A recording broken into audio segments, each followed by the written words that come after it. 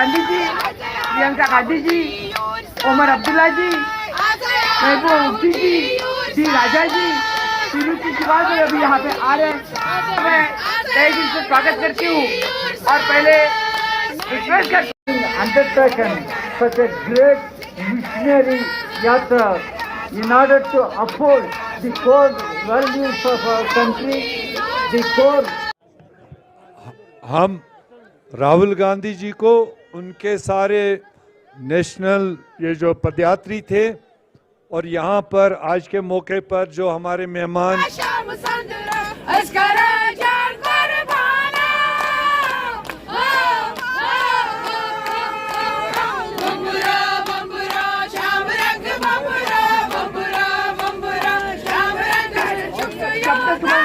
करते हैं यहाँ पे मौजूद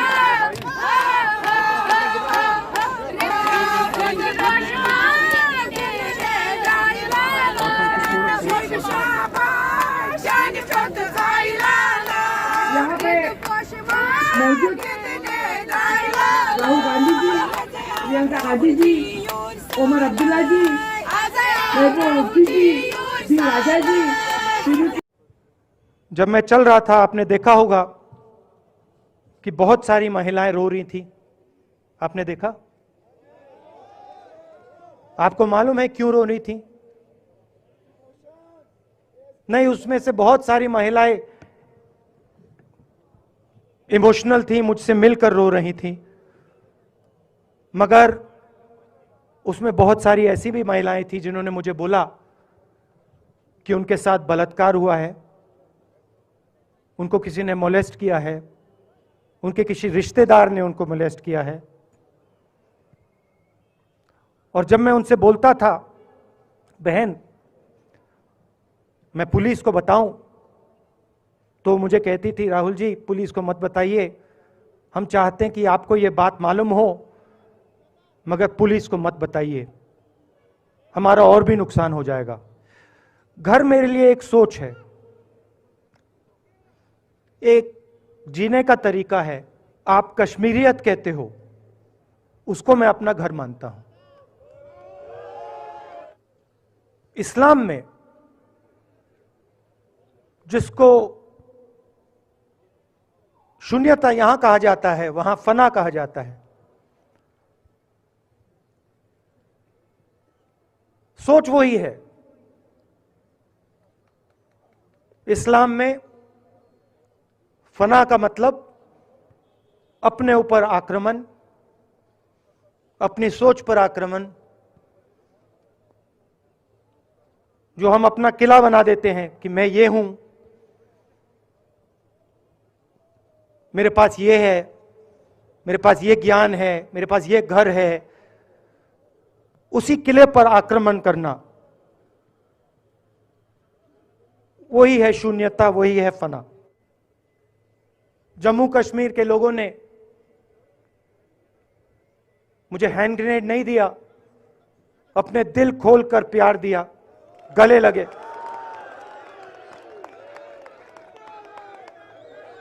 और मुझे बहुत खुशी हुई कि उन सब ने मुझे अपना माना और प्यार से, बच्चों ने, बुजुर्गों ने आंसुओं से मेरा यहां स्वागत किया। मैं अब जम्मू कश्मीर के लोगों से और जो यहां हमारे सेना के लोग काम करते हैं, सीआरपीएफ के लोग काम करते हैं, जवानों को, उनके परिवारों को, उनके बच्चों को मैं कहना चाहता हूं, देखिए मैं हिंसा को समझता हूं, मैंने हिंसा सही है, देखी है। जो हिंसा नहीं सहता है, जिसने हिंसा नहीं देखी है, उसे यह बात समझ नहीं आएगी। जैसे मोदी जी हैं, अमित शाह जी हैं, आरएसएस के लोग हैं, उन्होंने हिंसा नहीं देखी है।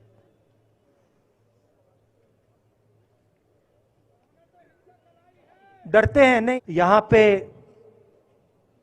हम 4 दिन पैदल चले, मैं आपको गारंटी देके कह सकता हूं कि बीजेपी का कोई नेता ऐसे नहीं चल सकता है।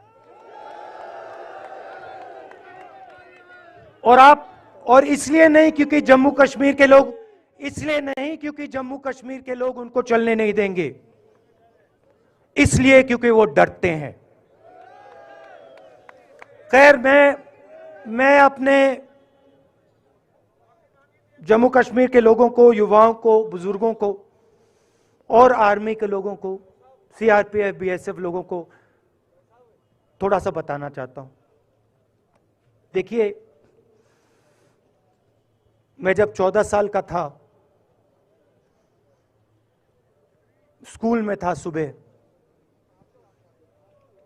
ज्योग्राफी की क्लास में था, मैं पढ़ रहा था, तो मेरे माँ के साथ एक औरत काम करती है, वो चिल्ला रही थी, राहुल, दादी को गोली मार दी, दादी को गोली मार दी, दादी को गोली मार दी। 14 साल का था।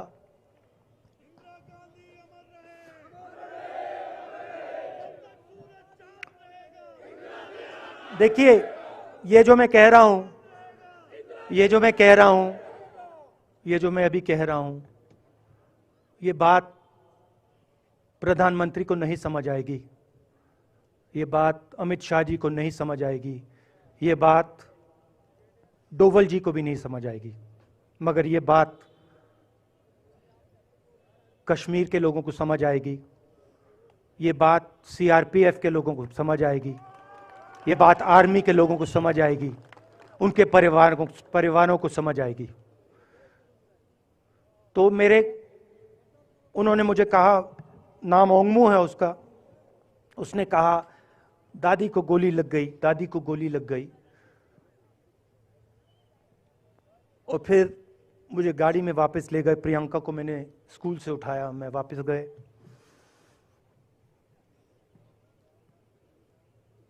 और फिर मैंने वो जगह देखी जहां मेरी दादी का खून था।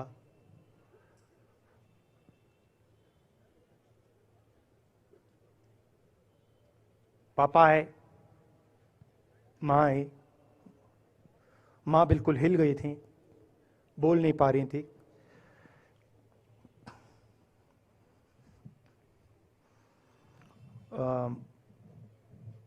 हाँ,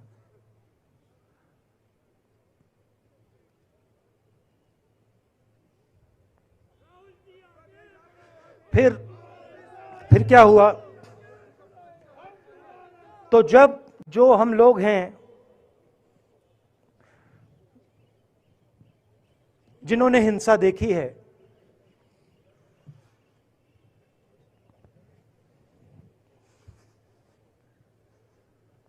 ये जो है ना, इसको हम बिल्कुल दूसरी तरीके से देखते हैं।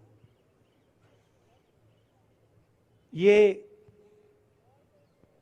आप सबके लिए टेलीफोन है, ये हमारे लिए सिर्फ टेलीफोन नहीं है।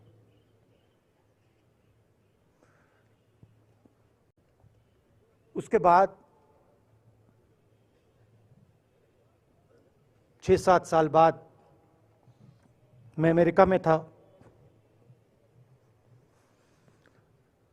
और फिर से टेलीफोन आया। 21 में टेलीफोन आया।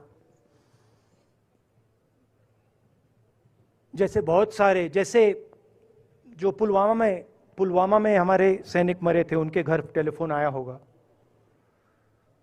हजारों कश्मीरी लोगों के घर टेलीफोन आया होगा, सेना के परिवारों को टेलीफोन आया होगा, वैसा ही टेलीफोन आया। पिता के एक दोस्त थे, उन्होंने मुझे फोन किया और कहा, राहुल बुरी खबर है। मैंने उनसे कहा, मैं जानता हूं, पापा मर गए। कहते हैं हाँ। मैंने कहा धन्यवाद, फोन रख दिया। तो मेरा कहना है जो हिंसा करवाता है, जैसे मोदी जी हैं, अमित शाह जी हैं, अजीत डोवल जी हैं, आरएसएस के लोग हैं, वो इस बात को समझ नहीं सकते हैं, वो दर्द को समझ नहीं सकते हैं। हम समझ सकते हैं।